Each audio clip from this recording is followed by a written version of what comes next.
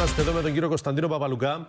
Είναι ειδικός σε θέματα ενεργειακής πολιτικής. Έχει διατελέσει και επιστημονικός συνεργάτης στη δεξαμενή σκέψης του Πανεπιστημίου του Χάρβαρτ, ενώ έχει υπηρετήσει και στην Επιτροπή Ενέργειας και Εμπορίου του Αμερικανικού Κογκρέσου. Κύριε Παπαλουκά, καλό μεσημέρι. Καλώς ορίσατε. Καλό μεσημέρι, Νικήτα. Ευχαριστώ πολύ για την πρόσκληση. Ξεκινάμε με όλο αυτό τον πόλεμο των αγωγών και όλες αυτές τις εξελίξεις που προκύπτουν γύρω από αυτό το θέμα. Τι έχουμε ενώπιον μας? Υπάρχουν εξελίξεις και στις δύο πλευρές του Ατλαντικού. Πρώτον, μετά από 8,5 χρόνια που ήταν η αρχική αίτηση για τον αγωγό Keystone XL, ο πρόεδρος Τραμπ με εκτελεστικό διάταγμα αποφάσισε να ακυρώσει την απόφαση του πρώην Προέδρου κ. Ομπάμα και να ξαναζωντανέψει τον αγωγό, αυτόν που θα φέρει βασικά πετρέλαιο από τον Καναδά μέχρι τα δηληστήρια του Τέξας. Ο κύριος Ομπάμα είχε αποφασίσει να απορρίψει τον αγωγό μετά τη Σύνοδο του Παρισίου για την κλιματική αλλαγή, για να δώσει μια όθηση στην ηγεμονία της Αμερικής.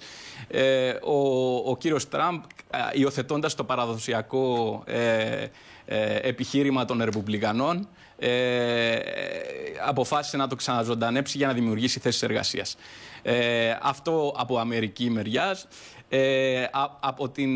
Στη δική μας περιοχή πρόσφατα έχει παρουσιαστεί η μελέτη βιωσιμότητας του αγωγού EastMed, ο οποίος στοχεύει να φέρει το φυσικό αέριο του Ισραήλ και της Κύπρου μέσω Κρήτης, Πελοποννήσου και μέσω της Αδριατικής μετά στην Ιταλία. Και λέει αυτή η μελέτη τι?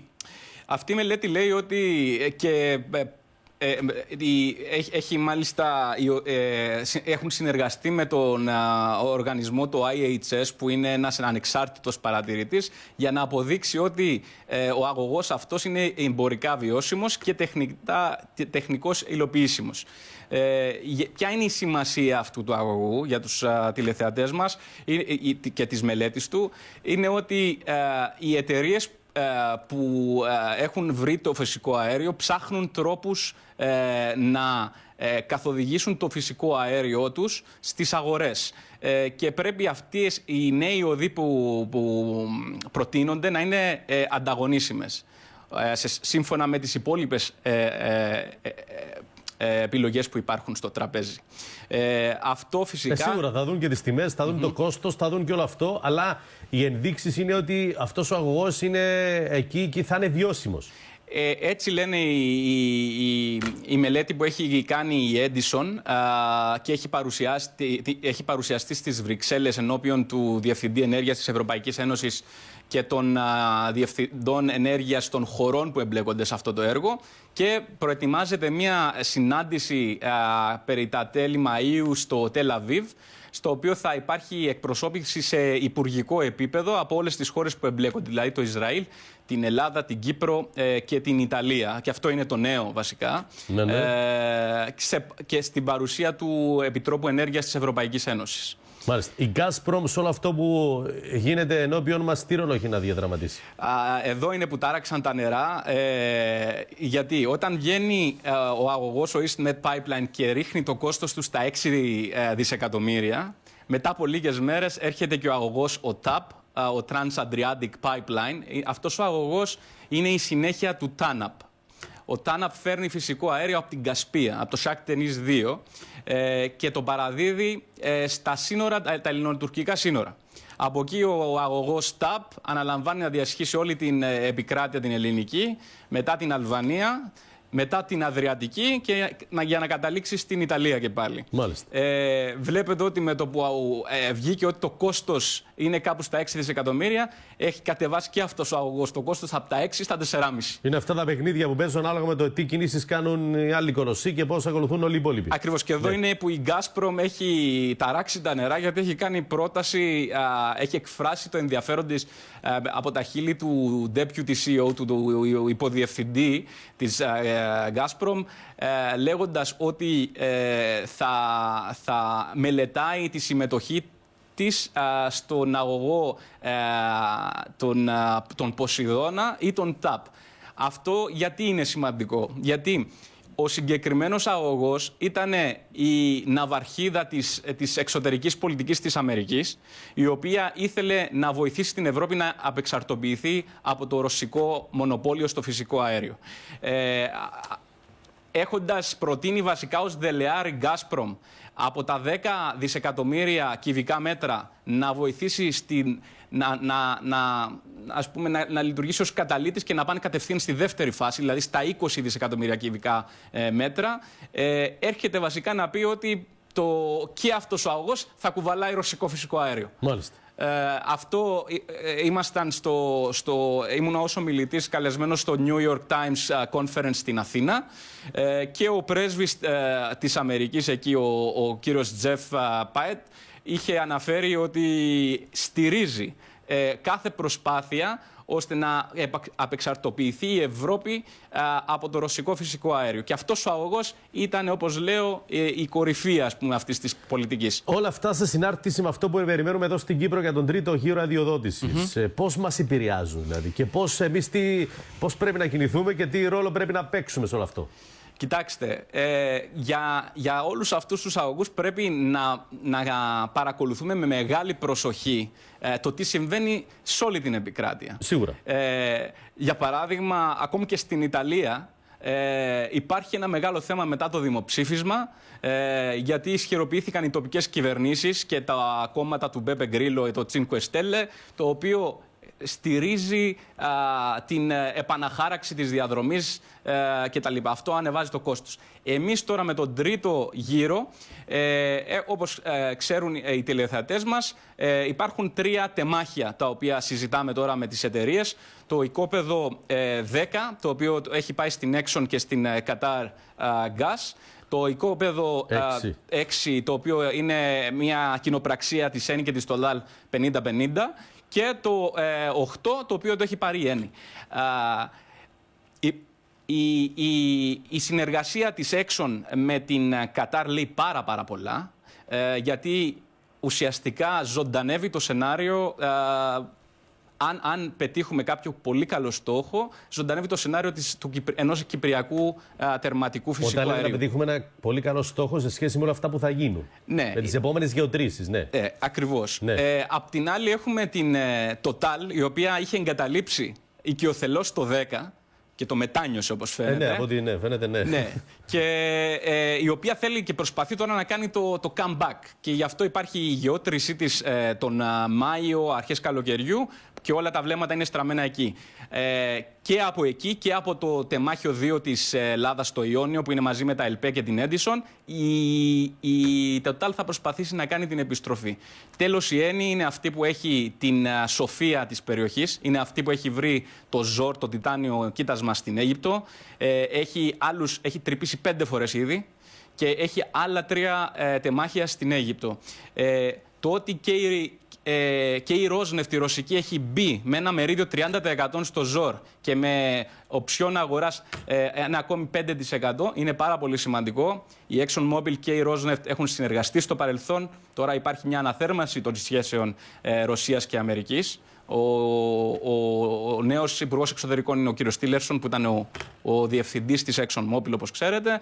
Οπότε προμηνύονται πολλά στην περιοχή. Άρα θα είναι καταιγιστικές οι εξελίξεις στα ενεργειακά και οι πολίτες, ξέρετε τι διαρωτούνται, κύριε Παπαλουκά. Πότε οι Κύπροι θα αποφεληθούν όλο αυτό για το οποίο συζητάμε εδώ και δεκαετίες, κάναμε κάποια βήματα. Τι είναι οι επόμενες μέρες που έρχονται, οι χρόνια, δεν ξέρω τι. Ναι. Είναι εύλογη η απορία και ας κάνουμε μία αναφορά πρώτα με τις παγκόσμιες τιμές στο πετρέλαιο, οι οποίες έχουν πέσει. Αυτό έχει οδηγήσει και τις τιμές του φυσικού αερίου να πέσουν, λόγω των συμβολέων που είναι διασυνδεδεμένα. Άρα πέφτουν οι τιμές του πετρελαίου διεθνώς, πέφτουν και οι τιμές του φυσικού αερίου διεθνώς. Και υπάρχει και μεγάλη αύξηση, ένα γκλατ που λένε, στην αγορά, τη σημειακή αγορά υγροποιημένου φυσικού αερίου. Η Κύπρος θα μπορούσε να προχωρήσει στη λύση που έχουν προχωρήσει και άλλες γειτονικές χώρες, όπως η Αίγυπτος και η Ιορδανία και τώρα και η Βόρεια Ελλάδα, με πλωτές εξέδρες της FSRU που ονομάζονται, για εισαγωγή φυσικού αερίου. Βλέπετε τώρα υπάρχει ολόκληρος ο διάλογος στη Βουλή για τις διατιμήσεις της ΑΕΚ Και βλέπετε ότι το τσιμεντοποιείο είναι αυτό που παραπονιέται για τα πολύ αυξημένα, για τις νέες διατιμήσεις για τα κόστη. Εάν θα μπορούσαμε να εφέρουμε κατευθείαν υγροποιημένο φυσικό αέριο, θα μπορούσαμε να κάνουμε και την οικονομία μας πιο ανταγωνιστική και να βοηθήσουμε. Άρα αυτή είναι μία λύση. Μάλιστα. Και να βοηθήσουμε ακόμη και την πράσινη ενέργεια, γιατί η ηλεκτροπαραγωγή από φυσικό αέριο και οι πηγές ενέργειας που είναι διακοπτόμενες λειτουργούν συμπληρωματικά. Ελάτε στο Αφροδίτη. Όπως είναι το Αφροδίτη και με τα δεδομένα που έχουμε ενώπιον μας, με τη γεώτρηση που έχει γίνει. Τι αναμένουμε τώρα? Η Αφροδίτη, εγώ πάντα λέω ότι η Αφροδίτη ήταν το αναγκαίο όχημα. Ήταν δηλαδή το πλοιάριό μας που έπρεπε να διανύσουμε αυτή την απόσταση για να ψαχουλέψουμε, να αποκτήσουμε τις σχέσεις που έπρεπε με τις κυβερνήσεις στην περιοχή, ακόμα και με τις κυβερνήσεις, για παράδειγμα στην Αμερική κτλ. Μας έβαλε στο χάρτη. Δεν πρέπει, νομίζω έχουμε αφιερώσει πάρα πολύ χρόνο για το πώς θα χρησιμοποιήσουμε την Αφροδίτη. Πρέπει να αποκτήσουμε μια πιο σφαιρική εικόνα και να δούμε τις ανακαλύψεις που επίκυνται. Αυτές είναι που θα αλλάξουν τα πράγματα. Θα ξεφύγουμε κάπως από θα την έλεγα, αγωγοποίηση του Κυπριακού και θα μπορέσουμε να δούμε πιο ελεύθερα τις επιλογές που μας δίνονται. Ξέρετε, Νικήτα, όταν με ρωτούσαν στην Αμερική για το ρόλο της Κύπρου, εγώ έλεγα πάντα ότι η Ανατολική Μεσόγειος είναι σαν μια καμάρα, μια ψίδα. Μάλιστα. Και η Κύπρος είναι η κλειδόπετρα. Παρόλο που είναι μικρή σε μέγεθος, βρίσκεται στο κέντρο και κλειδώνει όλες τις πέτρες. Αν πέσει αυτή η πέτρα, θα πέσει και η καμάρα. Και δίνει μάλιστα και δέχεται και το λιγότερο βάρος. Ως μέλος κράτος της Ευρωπαϊκής Ένωσης, που έχει την οικονομική, την ρυθμιστική και σε θέματα ασφάλειας σταθερότητα, νομίζω ότι είναι ακριβώς αυτό που χρειάζονται όλοι οι παίχτες και πρέπει να σταματήσει, και είναι αυτό που λέω, ότι πρέπει να σταματήσουμε την τακτική της αλάνας. Δηλαδή, όλες οι χώρες της περιοχής θέλουν να γίνουν ο ενεργειακός κόμβος. Πρέπει να αποκτήσουμε πάλι μια σφαιρική εικόνα και να πούμε κάθε χώρα πρέπει να αναλάβει το ρόλο της. Δεν γίνεται να λένε όλες οι χώρες ότι θα γίνουν ενεργειακός κόμβος. Πρέπει να δημιουργηθεί ένα. Ο ρόλος ο δικός μας ποιος είναι? Ακριβώς. Μόλις αυτό έχω πει, ότι λόγω της παρουσίας μας στην Ευρωπαϊκή Ένωση και της σταθερότητας που απολαμβάνουμε, εμείς θα μπορέσουμε να βοηθήσουμε συμπληρωματικά. Δεν θα είμαστε μόνο παραγωγός ή διακομιστρία χώρα. Θα μπορέσουμε να είμαστε. Να λειτουργήσουμε συμπληρωματικά με τις άλλες χώρες. Δεν πρέπει δηλαδή να εθνικοποιούμε τους ενεργειακούς κόμβους. Πρέπει να δούμε την περιοχή ως ένα. Και αυτό λέω ότι. Και να λειτουργήσουμε βάσει αυτού του σχεδίου. Έτσι. Αυτό που είχατε γράψει στο newsletter του Harvard. Μάλιστα. Γιατί η Τουρκία δεν μπορεί να λειτουργήσει ως ενεργειακός κόμβος, μάλλον οι ενεργειακές ψευδαισθήσεις του Ερντογάν ήταν. Ακριβώς. Δυστυχώς ή ευτυχώς, για κάποιους επιβεβαιώνομαι. Καταρχήν, για τους τηλεοθεατές μας που δεν ξέρουν τι είναι ένας ενεργειακός κόμβος, ενεργειακός κόμβος αποτελεί μια πλατφόρμα φυσικών ή χρηματοπιστωτικών συναλλαγών με σκοπό τη διαευκόλυνση της εμπορίας φυσικού αερίου. Προϋπόθεση είναι η ύπαρξη πραγματικού ανταγωνισμού μεταξύ των επιχειρήσεων φυσικού αερίου, η οποία να μετουσιώνεται σε ενιαία τιμή και να καθορίζεται σύμφωνα με τους όρους της προσφοράς και της ζήτησης. Στην Τουρκία υπάρχει η κρατική εταιρεία η BOTAS, που είναι ο βραχίωνας της κυβέρνησης, η οποία μονοπολεί όλη την αλυσίδα του φυσικού αερίου. Εάν δεν υπάρχει, και υπάρχουν και άλλα, η ευνοιοκρατία, η λήψη ανταγωνισμού, διαφθορά, στοχευμένες επιδοτήσεις και ο καταχρηστικός μηχανισμός του νεοοθωμανικού κράτους του Ερντογάν, όπως το λέει ο Ασίμογλου. Το γεγονός ότι μετά το πραξικόπημα των 15 Ιουλίου έχουν απομακρυνθεί από το Υπουργείο Ενέργειας της Τουρκίας 300 άτομα και 25 άτομα από το ρυθμιστή ενέργειας. Δηλαδή, πώς μπορεί κάποιος ο οποίος είναι υπεύθυνος να ρυθμίζει τις ταρίφες, τις διατιμήσεις στο φυσικό αέριο και στον ηλεκτρισμό, να αποτελεί κίνδυνο για το καθεστώς του Ερντογάν. Μάλιστα. Οπότε φαίνεται ότι αυτό είναι το ένα. Και τέλος είναι ότι υπάρχουν και πάρα πολλοί που λένε ότι η Τουρκία θα αποτελέσει το αντιστάθμισμα στο ρωσικό μονοπόλιο. Αφού η συμβιωτική σχέση που έχουν αναπτύξει η BOTAS με την κρατική εταιρεία Gazprom λέει ακριβώς ότι αντί να βοηθήσουμε την Ευρώπη να απεξαρτοποιηθεί από το φυσικό αέριο, από το μονοπόλιο της Ρωσίας, θα αμβλύνουμε στο τέλος την εξάρτηση σε χώρες που χρησιμοποιούν το φυσικό αέριο ως διαπραγματευτικό όπλο. Βλέπετε ότι εδώ με την πρώτη ευκαιρία η τουρκική κυβέρνηση απείλησε να ανοίξει τους αγωγούς των προσφύγων. Είναι αυτό που ζούμε και οι απειλές είναι καθημερινές. Γιατί εκεί πάμε τώρα. Θα διστάσει να κλείσει τους αγωγούς αύριο. Ευχαριστώ κύριε Παπαλουγκά. Να είστε καλά. Καλή συνέχεια. Δεν έχει τέλος το κατανάκι των τουρκικών προκλήσεων. Τη σκυδάλη πήρε ο Τούρκος Υπουργός Άμυνας που εξαπέλυσε προσωπική επίθεση στον Πάνο Καμένο, ενώ χαρακτήρισε προβοκατόρικες και ανεύθυνες τις δηλώσεις του. Να δούμε το θέμα και επιστρέφουμε εδώ με τον Υπουργό Εσωτερικών. Προβοκάτορα χαρακτηρίζει τον Πάνο Καμένο ο Τούρκος Υπουργός Άμυνας. Σε μια προκλητική δήλωση, ο Φικρί Ισικ μιλάει για εχθρικότητα της Ελλάδας απέναντι στην Τουρκία.